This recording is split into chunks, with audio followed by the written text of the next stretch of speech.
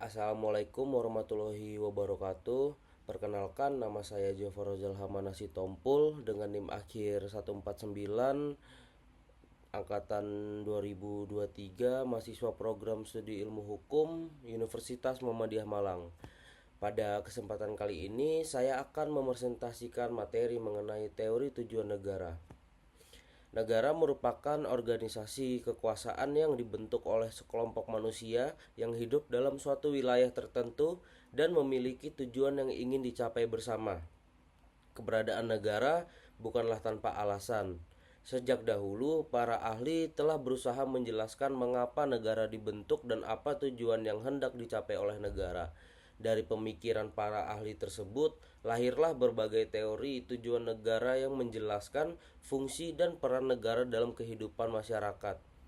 Secara umum, tujuan negara adalah menciptakan ketertiban, keamanan, keadilan, dan kesejahteraan bagi seluruh rakyatnya. Namun, dalam perkembangannya, para ahli memiliki pandangan yang berbeda mengenai tujuan utama negara. Perbedaan tersebut dipengaruhi oleh kondisi zaman, sistem pemerintahan, dan pemikiran filsafat yang berkembang pada masanya. Salah satu teori yang dikenal dalam ilmu negara adalah teori kekuasaan negara. Menurut teori ini, tujuan negara adalah memperoleh, mempertahankan, dan memperkuat kekuasaan.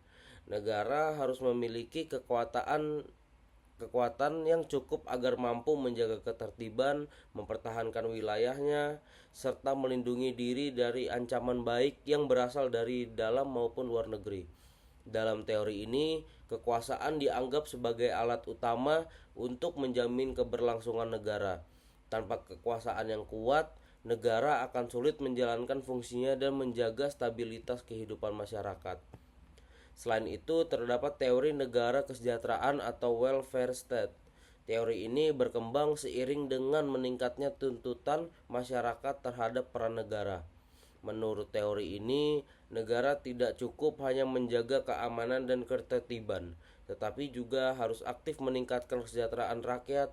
Negara bertanggung jawab dalam menyediakan pendidikan, pelayanan kesehatan, lapangan pekerjaan, perlindungan sosial, serta berbagai fasilitas umum yang diperlukan masyarakat. Melalui teori ini juga, negara dipandang sebagai pelayan masyarakat yang bertugas mewujudkan kemakmuran dan kesejahteraan bersama.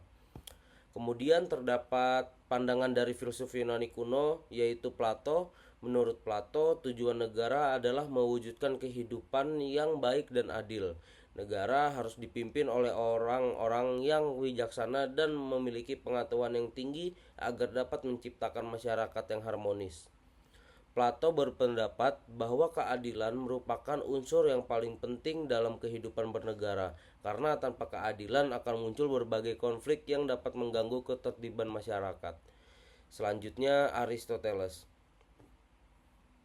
Aristoteles berpendapat bahwa tujuan negara adalah mencapai kebahagiaan bersama atau the good life.